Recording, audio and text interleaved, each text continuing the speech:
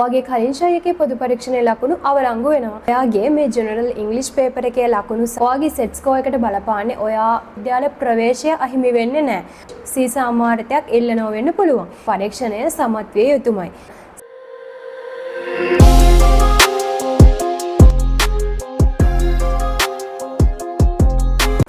Hi සුබ දවසක් ඔයාලා හැමෝටම. ඔන්න අදත් මම ඔයාලට වැදගත් වටින වීඩියෝ එකක් අරගෙන ආවා. ඒ තමයි ජෙනරල් ඉංග්‍රීසි පේපර් එක සහ සාමාන්‍ය පොදු පරීක්ෂණය සම්බන්ධව ඔයාලා මට යොමු කරපු ප්‍රශ්න.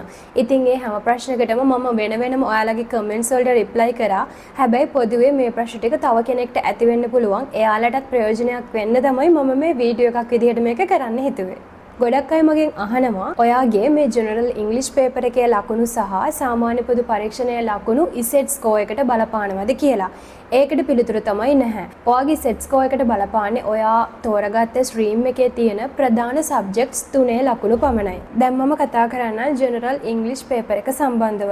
ගොඩක් අය මගෙන් අහනවා ජෙනරල් ඉංග්‍රීසි පේපර් එක සමත් වීම අත්‍යවශ්‍යද කියලා විශ්වවිද්‍යාල ප්‍රවේශය සඳහා. ඒකට පිළිතුර තමයි නැහැ.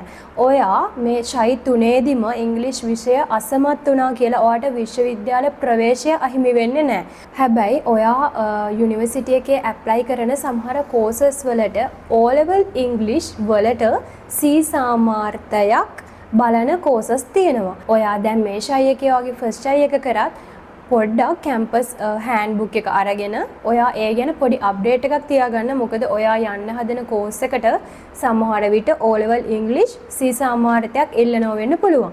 ඉතින් එතකොට ඔයාට දැන් O level English වලට S සාමාර්ථයක් වගේ තියෙන කෙනෙක් නම් ඔයාට පුළුවන් මේ A level exam එක කරන අතරතුරම O level English වලටත් ඇප්ලයි කරලා ඒකටත් C සාමාර්ථයක් හෝ ඊට ඉහළ සාමාර්ථයක් මේ ගමම්ම හදාගන්න. නිසා ඔයා A levels කරලා යුනිවර්සිටි එකට යන්න බලාපොරොත්තු වෙන කෝස් එකට O level English අත්‍යවශ්‍යද කියලා පොඩ්ඩක් හොයලා බලලා ඒකටත් රෙඩි වෙන්න. A level general English paper එක අදාළ නැති වුණාට ඔයාගේ O level English වලට C සාමාර්ථයක් සමහර courses වලට බලනවා. ඒ නිසා තමයි ඒ පිළිබඳවත් මම ඔයාලට දැනුවත් කිරීමක් කළේ. දැන් මම සාමාන්‍ය පොදු පරීක්ෂණය සම්බන්ධව කතා කරන්න. ඔයා විශ්වවිද්‍යාල ප්‍රවේශය ලබා ගැනීමට බලාපොරොත්තුෙන් A level විභාගය ලියනවා නම් අනිවාර්යයෙන්ම ඔයා මේ සාමාන්‍ය පොදු පරීක්ෂණය සමත් විය යුතුමයි. සාමාන්‍ය පොදු පරීක්ෂණය පාස් වෙන්නේ ලකුණු මට්ටම කීයෙන්ද? ඒ තමයි ලකුණු 30ක් හෝ 30ට වැඩියෙන් ඔයා අරගෙන තියෙනවා නම් අනිවාර්යයෙන්ම ඔයා සාමාන්‍ය පොදු පරීක්ෂණයේ සමත්. සාමාන්‍ය පොදු පරීක්ෂණයට ලකුණු 30ට වඩා අඩු නම් ඔයා ඊළඟ ශෛ එකේ මේ පොදු පරීක්ෂණයට අනිවාර්යයෙන් මුහුණ දිය යුතුයි.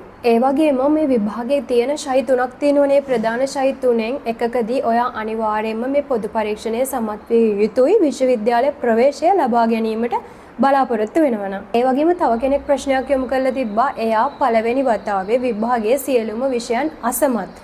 නමුත් එයා පොදු පරීක්ෂණය සමත්.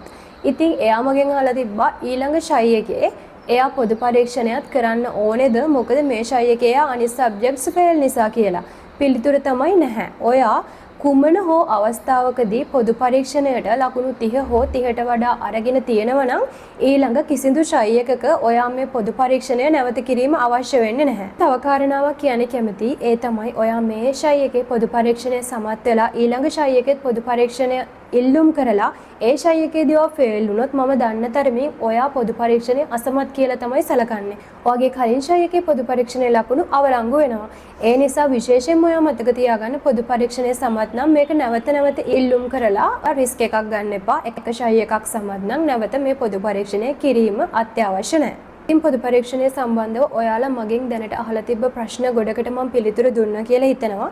මීට අමතරව ඔයාලට මොකක් හරි ප්‍රශ්නයක් අහන්න තියෙනවා නම් මේ වීඩියෝ එකේ කමෙන්ට් එකක් විදිහට ඉදිරිපත් කරන්න. අනිවාර්යයෙන්ම මම ඒකට පිළිතුරු ලබා දෙනවා. මම හිතනවා මේ වීඩියෝ එක අද මම කරපු වීඩියෝ එකට වැදගත් වෙන්නේ නැති කියලා. ඉතින් ඔයාලා තාම මගේ channel එක subscribe කරලා නැත්නම් subscribe කරලා තියාගන්න. ඉදිරියේදී මම මේ වගේ ඔයාලට වැදගත් වීඩියෝස් අරගෙන එන්න බලාපොරොත්තු වෙනවා.